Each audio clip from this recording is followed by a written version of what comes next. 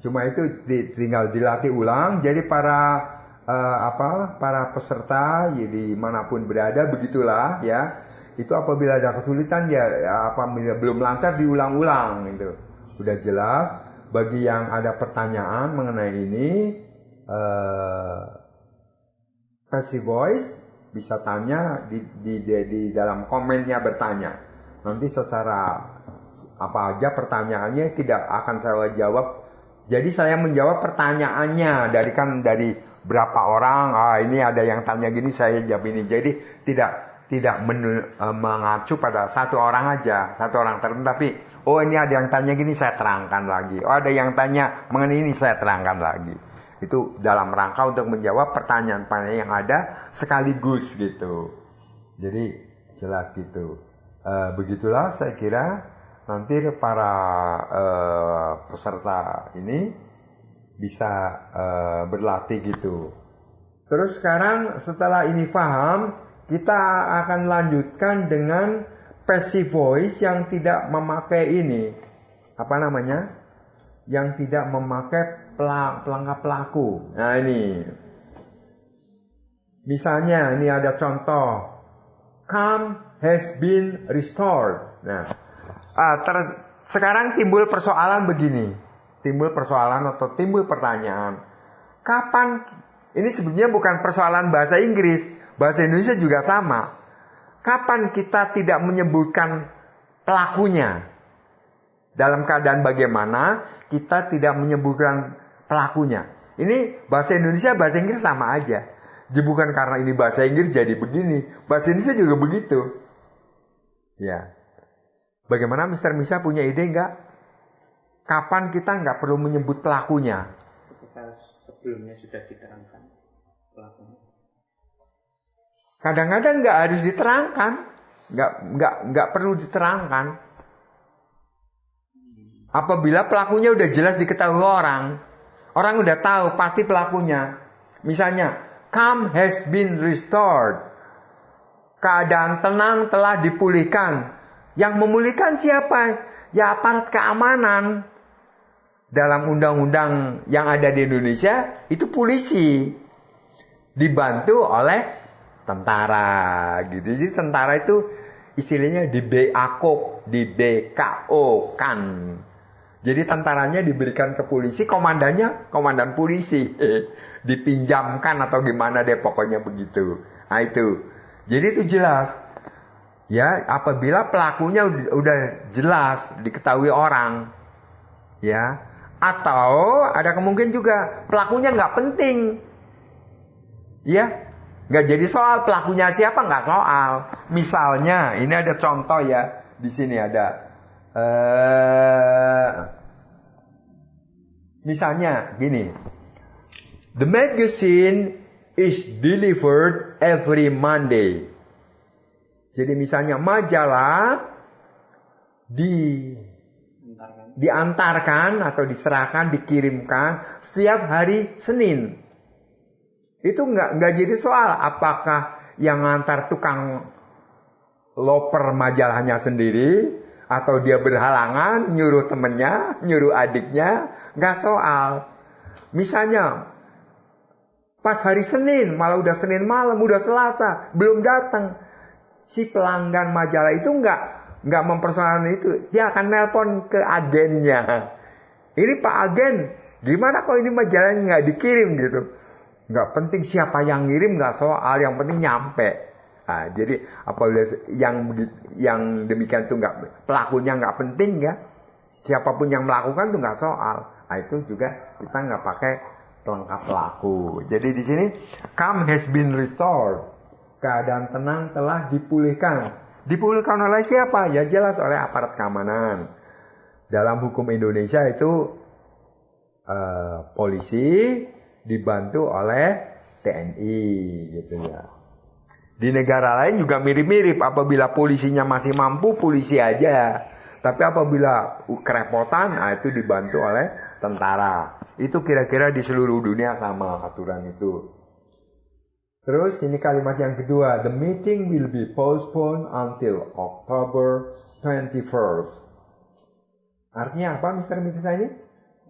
rapat akan ditunda hingga 21 Oktober. Hingga tanggal 21 Oktober. Di sini ditunda oleh siapa? Ya oleh mungkin kepala kantornya atau misalnya rapat departemen oleh manajernya gitu kan. Jelas gitu. Nggak yang nunda, pesuruh kantor menunda rapat. Kan nggak mungkin. Nggak punya wewenang. Yang punya wewenang misalnya untuk departemen tertentu manajernya. Untuk perusahaan secara seluruh ya CEO-nya gitu.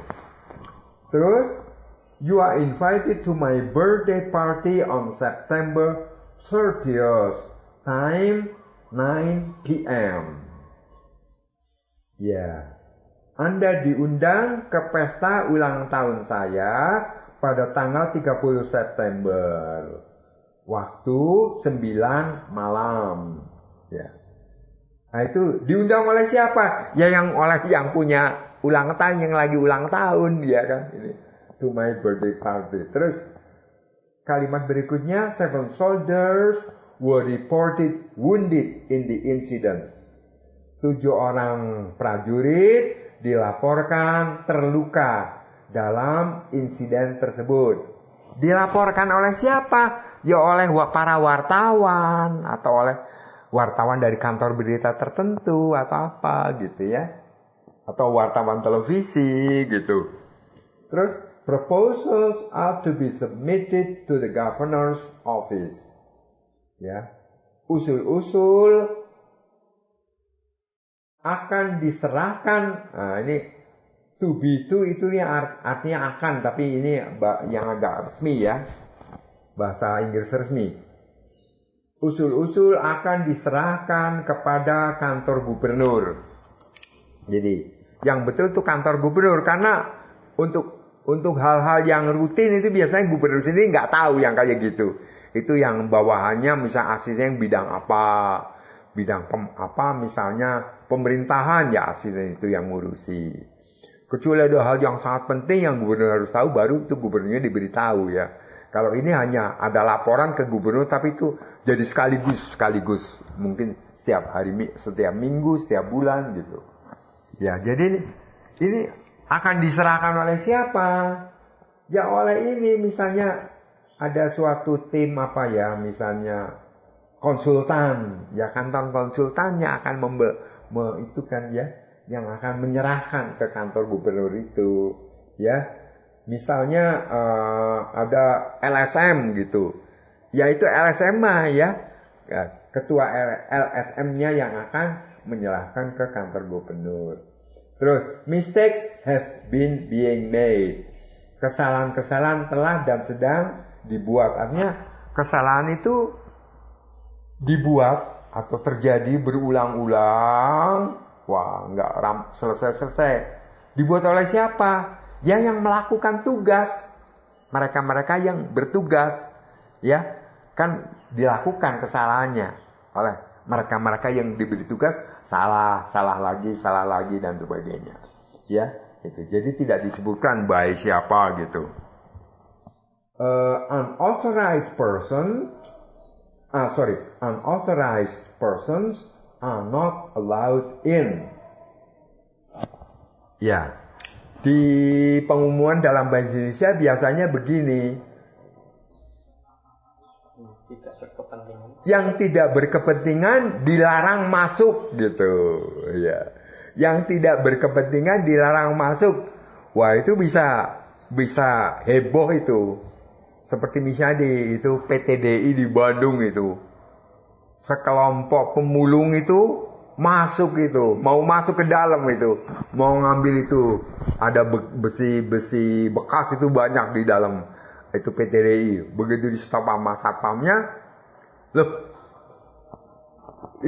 lihat tulisan nggak itu di situ? Terus sama pemulung dijawab, Pak, justru kami tuh melihat tulisan itu maka kami masuk. Yang tidak berkepentingan dilarang masuk. Loh, kami sangat berkepentingan, itu banyak sekali besi itu ada di dalam. Kami sangat berkepentingan. Kami mau ngambilin itu untuk dijual. Ya kan? Nah, ini.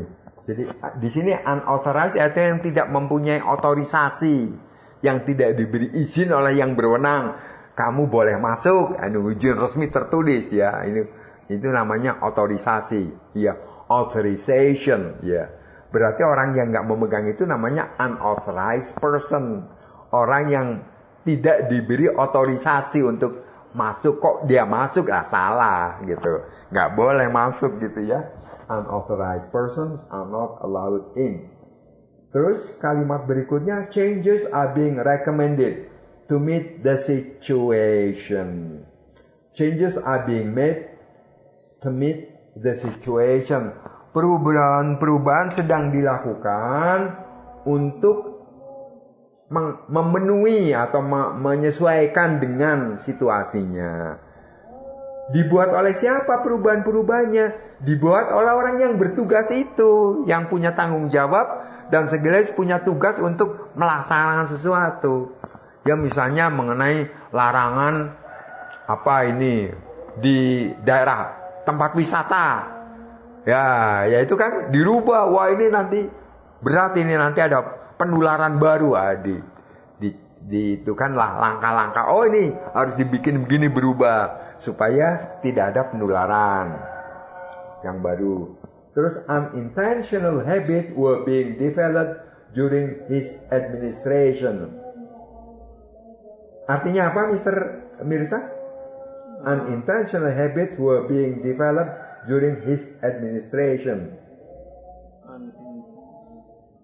Kebiasaan yang tidak dimaksudkan, maksudnya sebenarnya nggak memaksudkan untuk biasa kayak gitu, kok jadi kayak gitu ya. Misalnya di zaman Orde Baru itu pemerintah Orde Baru tidak berniat membiasakan orang untuk bolos dari kantor, untuk misalnya melakukan pungli atau korupsi, nggak sengaja kayak gitu.